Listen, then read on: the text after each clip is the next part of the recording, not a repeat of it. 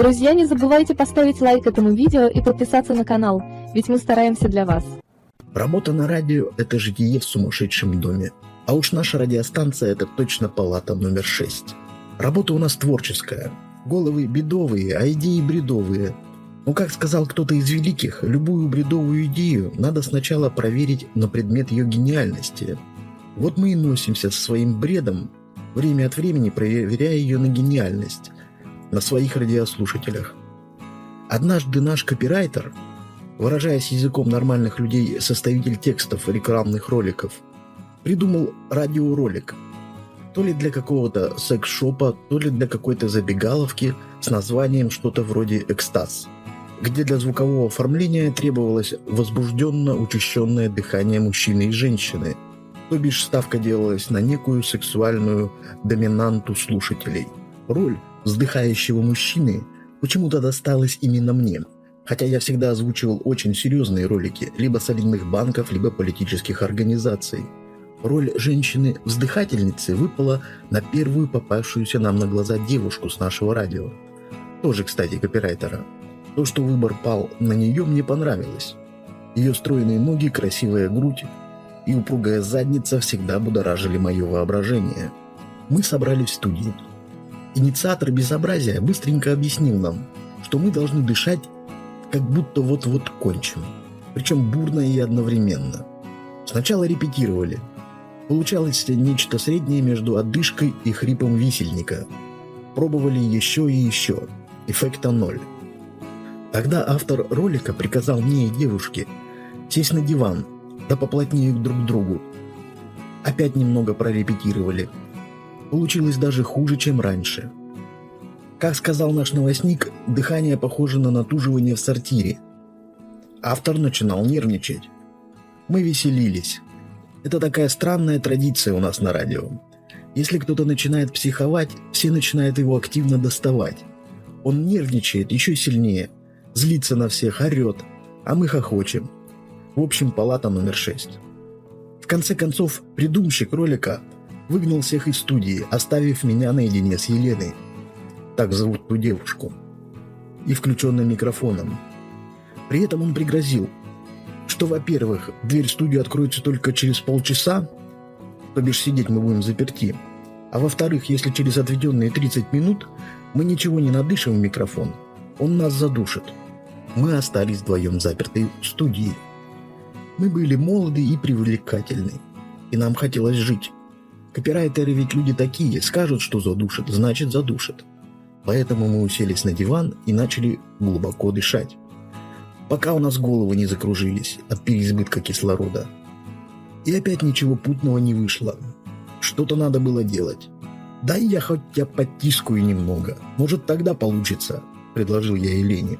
«Ну давай попробуем», – сказала она, уже попытавшись натянуть свою супер-мини-юбку до коленок. «Да не нервничай ты так», – успокаивал я ее. «Это же такая роль, как в кино или театре». «Ну тогда дубль первый». С этими словами Елена подтянула юбочку наверх. Мелькнули белые полупрозрачные трусики, сквозь которые неплохо просматривалось междуножное пространство девушки. Что ж, первый дубль так первый дубль. Я придвинулся еще плотней, одной рукой обнял Елену за плечи, а вторую положил на ее стройное и упругое бедро. Я давно мечтал пообщаться горизонтально с этой красоткой.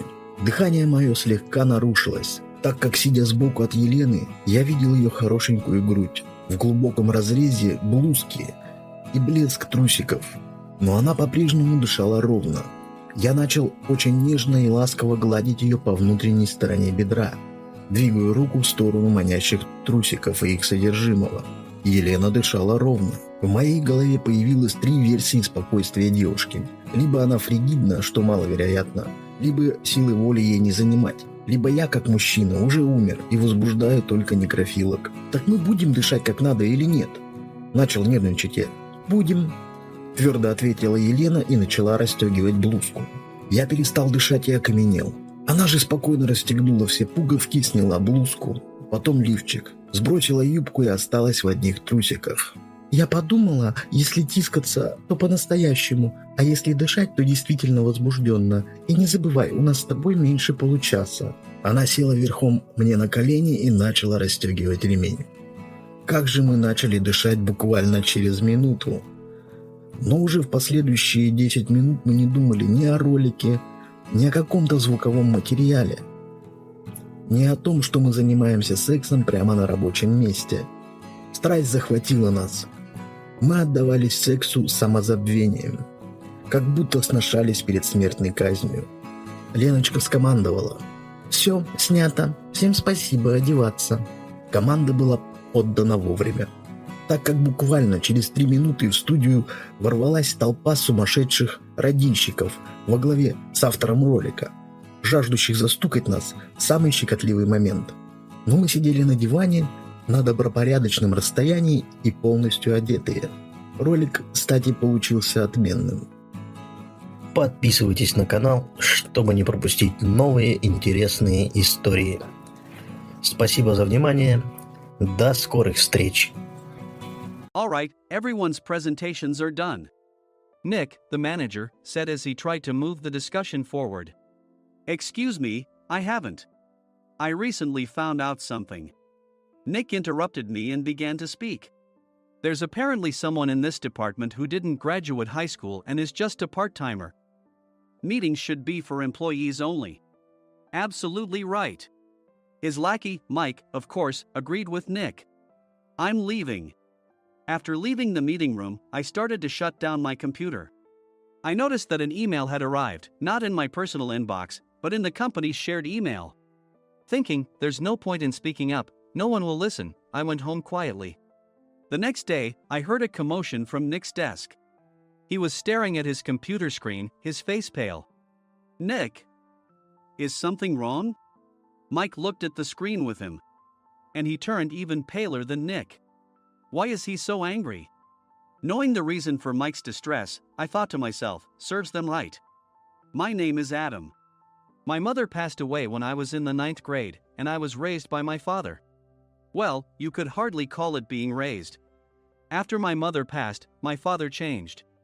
He drowned his sorrows in alcohol, and though he still went to work, he squandered our living expenses on horse racing. Because of that, I had to start working part-time as soon as I entered high school. Every month, I went to the convenience store with bills in hand that couldn't be auto-deducted from my father's account.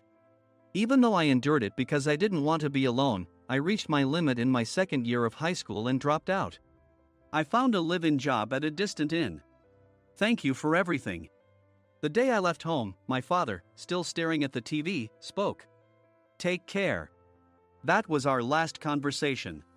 Back then, 18 wasn't the age of majority, so I needed my father's permission to work, and I couldn't hide my place of employment.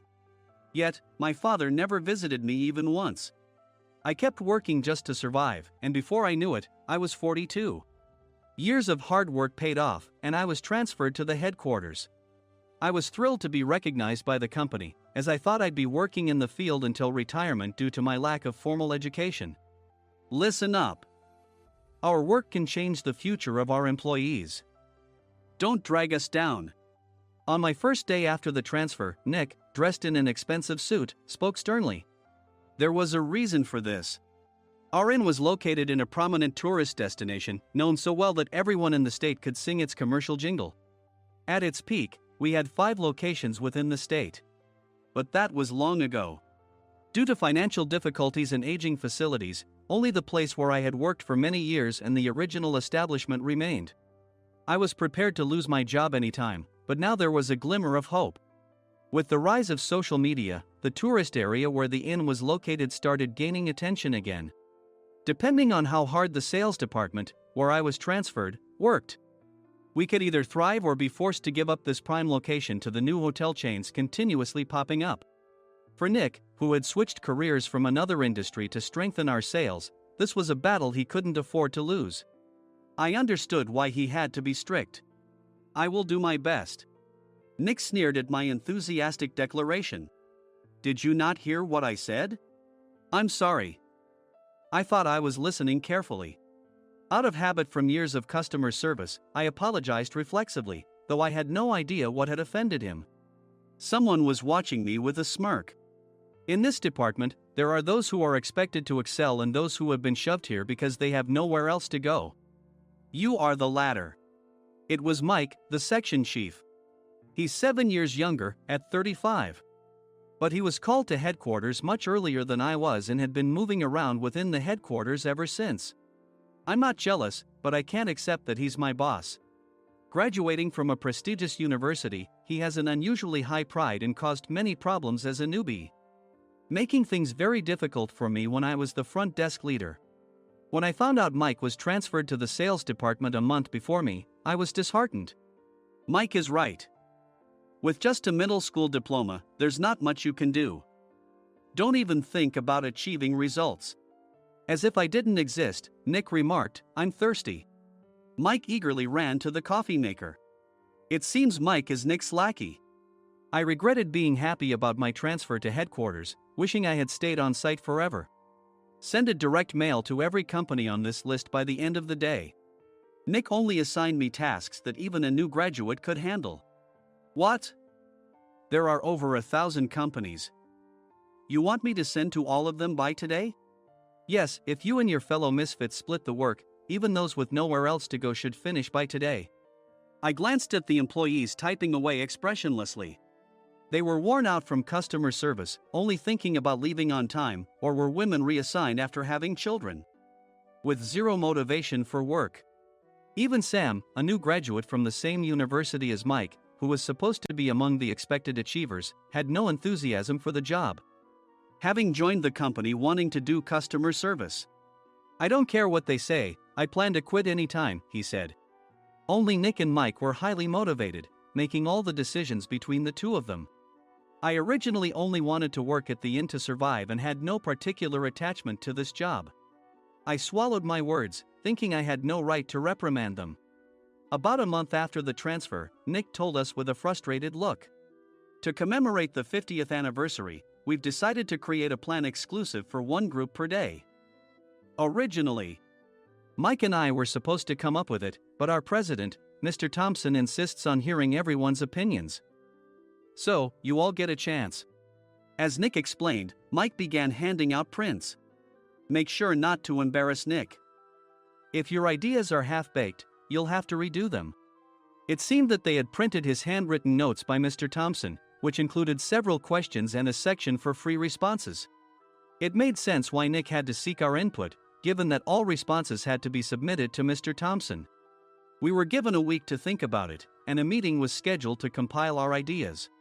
My plan is to let guests enjoy both the old and modern America. Nick began the presentations. Guests would watch a master confectioner at a nearby traditional sweet shop make sweets in front of them. The welcome drink would be premium tea in a bottle. Nick's plan was certainly attractive. After his presentation, Nick called on us to present in the order we were seated. Just as I stood up for my turn. All right, everyone's presentations are done. Excuse me, I haven't. I recently found out something. Nick interrupted me. There's someone in this department who didn't graduate high school and is just a part-timer. He was likely talking about me. I joined the company as a part-timer and was made a full-time employee when I turned 20. That was 20 years ago, so Nick and Mike probably had no chance to know until recently. Meetings should be for employees only. Absolutely right. After that, Nick kept creating opportunities to solicit everyone's opinions, purposefully excluding me from speaking. The meeting unexpectedly heated up and went past the scheduled end time. A few people asked to leave, and the discussion continued with the remaining few. Still here? Normally, you'd leave in that situation. Though I had no attachment to the job initially, hearing kind words from customers made me want to make them happier. For someone like me, with nowhere to go, the inn was my home and customer service was my life. I felt pathetic about my current self. I'm leaving. I left the conference room and started shutting down my computer.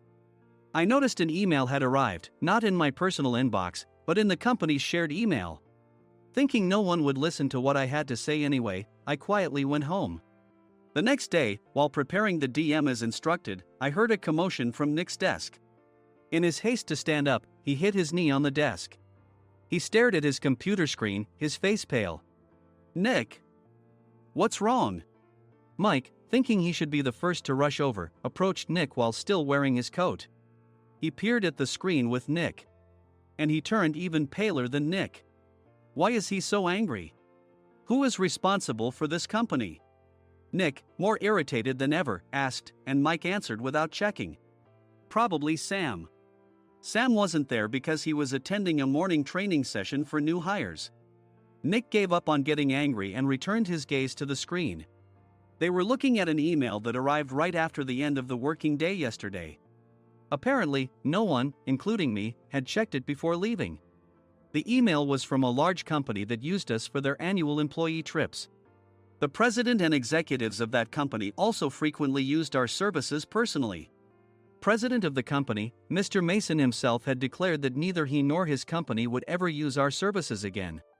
Well, some companies cancel their employee trips or stop using our services due to financial struggles. Let's just move on. Mike kept wiping the sweat from his forehead with a handkerchief. Knowing why Mike was so agitated, I quietly watched their interaction. Do you know how much revenue we get from that company?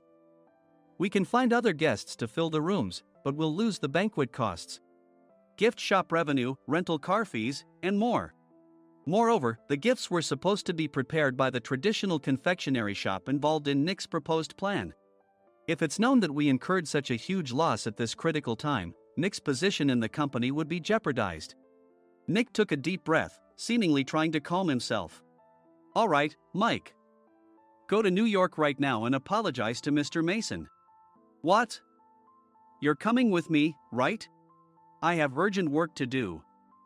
I trust you, which is why I'm entrusting this to you. Please. Mike, believing Nick's sincerity, agreed with a determined look on his face, saying, yes. That's Nick for you. Even if Mike went to apologize, Nick would shift all the blame onto him if the client didn't change their mind.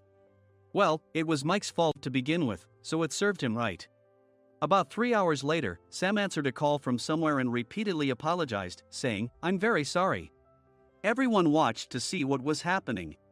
After ending the call, he informed Nick with a weary tone. When Mike arrived at the client's company, he only made things worse, further infuriating Mr. Mason. He was demanding, get his boss here immediately. It was no wonder Sam was exhausted, dealing with such a call right after returning from training. What is that idiot doing? All right, Adam, you're coming with me.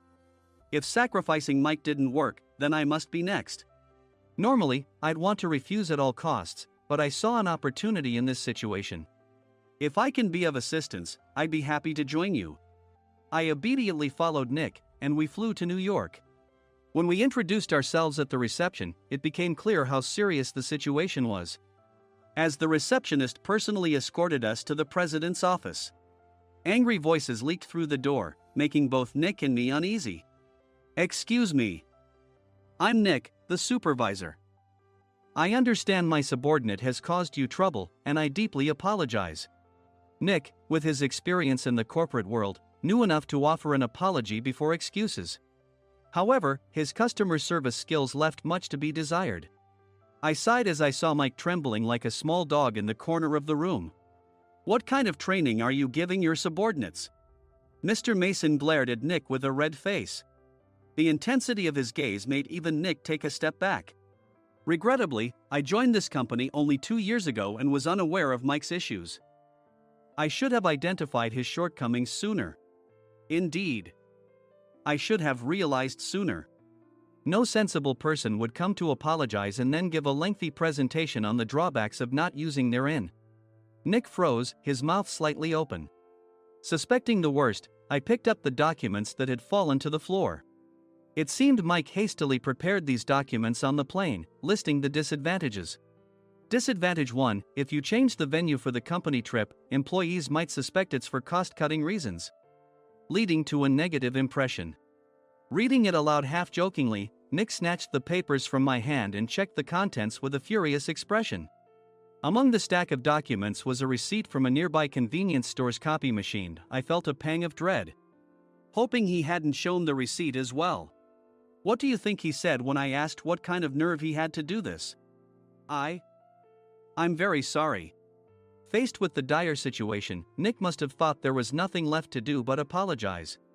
In a voice smaller than I'd ever heard from him, he uttered words of apology. He said, "I'm a Harvard graduate. I don't believe I said anything wrong. Mike, what have you done?" Forgetting his plan to pin the blame on Mike, Nick yelled loudly, even in front of Mr. Mason. "I didn't do anything wrong. You're still saying that? Look at him." Mike pointed at me with a shaking hand. "I was assigned to headquarters in my 20s and now I'm a section chief. This guy only made it to headquarters at 42. Everything I've done proves I was right. So why are we losing the contract?" Having said his piece, Mike collapsed to the floor. "Of course. You were sent there because you had nowhere else to go." Mike never expected to hear such words from someone he looked down upon. He lunged at me, and Nick hurriedly stepped in to stop him. "Mr. Thompson told me Mike is a quick thinker, and to take good care of him." There's no way he was pushed aside. "Don't make things worse here. He didn't say quick thinker, he said only quick-witted, didn't he?" I don't remember that part. I recalled the many troubles Mike caused when he was a newbie. When Mike was on the front line, his pride was so high that he never apologized to customers. Customer service, especially in our job, doesn't work alone.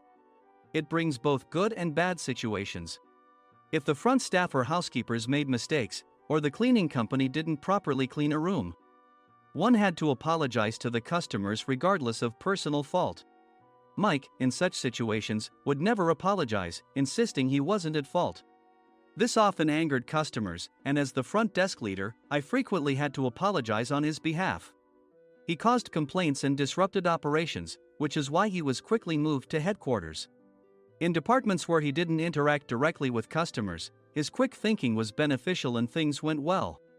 But it seemed his flaws were starting to show. Corporate reservations are supposed to be entered into the system by the sales representative. But a quick check yesterday revealed that more than 10 items were missing from the client's reservation. The handover document clearly stated what needed to be prepared. Why didn't you enter it into the system? Why do we have to give them special treatment? Filling rooms near the banquet hall, setting up all the food in advance. Specifying the brand of wine, they're too demanding. No wonder he always angered customers, I thought, feeling a headache coming on. Grouping them in rooms near the banquet hall is for our benefit too. It makes it easier for the staff to set up beds and serve breakfast since everyone's schedule is synchronized. As for the other requests, Mr. Mason suggested them to lighten our load. I didn't know that. Nick finally seemed to realize that Mike was the one who had angered the client. What did you say to them? I just told them we wouldn't give them special treatment anymore. We shouldn't waste effort on things that don't bring in money. I was utterly exasperated at his lack of understanding of customer service. Of course, we shouldn't comply with unreasonable demands. But carrying over successful practices from past stays makes customers feel remembered and enhances their experience. Good memories encourage repeat visits. That's part of our job. I looked down at Mike, who was sitting on the floor. In our job, nothing is a waste. Mr. Thompson likely moved you to the sales department, hoping you'd finally understand this. How do you think he feels now that you've failed to meet his expectations? Mike, tears in his eyes, fled the president's office. I was amazed he still hadn't apologized. You have it tough, Adam. It's okay, we're all employees of the same company. I deeply apologize for this disrespectful incident. Especially after all the care you've shown us. If it weren't for you, Adam, I really would have stopped staying here. When I heard you were moving to the sales department, I was willing to reconsider if you handled it. Seeing us talk so amicably, Nick's face contorted. Do you two know each other? Adam's service is excellent. I always requested him specifically. Normally, we don't accept specific staff requests, but we made an exception for Mr. Mason, adjusting my shifts accordingly. He had personally stayed at our hotel just before my transfer, and during casual conversation, I mentioned, I'm moving to the sales department soon. If I hadn't told him then, things could have been much worse. Please continue to take care of us. I look forward to it. On the return flight, Nick awkwardly offered me a can of beer. It's still working hours. Of course, I had no intention of forgiving him for a single beer. Nick might try to pin everything on Mike and avoid any consequences. While pondering this, a startling fact came to light. Nick, the tea bottles for the plan have arrived. I handed Nick a bottle labeled with our inn's name. They look good. What are you talking about? These are plastic bottles. I had assumed we would use the trendy, high-end bottling tea. But what arrived were ordinary plastic bottles of tea with customized labels. The only unique aspect was the label, which had the inn's name, making it look customized. Upon further investigation, I discovered that a substantial amount of money was set to be paid to the tea company. It was priced like bottling tea. Does this plastic bottle really cost $100 each? The tea inside is specially blended for us. The extra cost is for that. Wouldn't it be better to use another tea company? Or is there a specific reason we must use this one? As Nick continued to make excuses, I showed him a printed email. I informed the tea company's president, Mr. Mitchell, that we discovered irregular payments and he confessed. He said you two were high school classmates and planned to split the extra money. That idiot. Why did he confess? That's not important. You should worry about yourself, this could turn into a police matter. Opening the bottle cap, I suggested. How about calming down with this tea? It supposedly has a relaxing effect. Nick drank the tea frantically.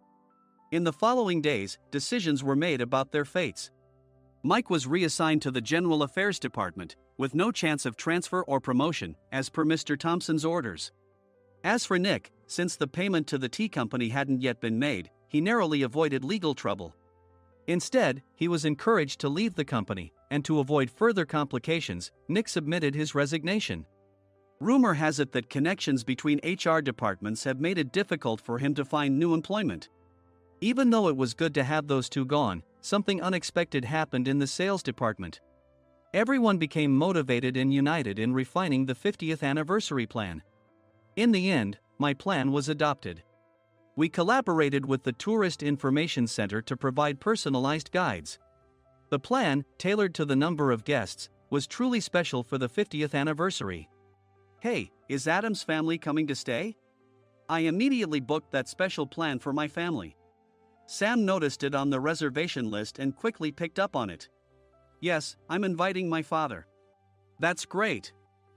I might invite my parents too. I lacked the courage to face my father just as Adam. But here, with the confidence Mr. Mason praised, I felt ready. The 50th anniversary plan was a perfect opportunity to reconnect with my father. I hoped to bring back the days when we could laugh together as we once did.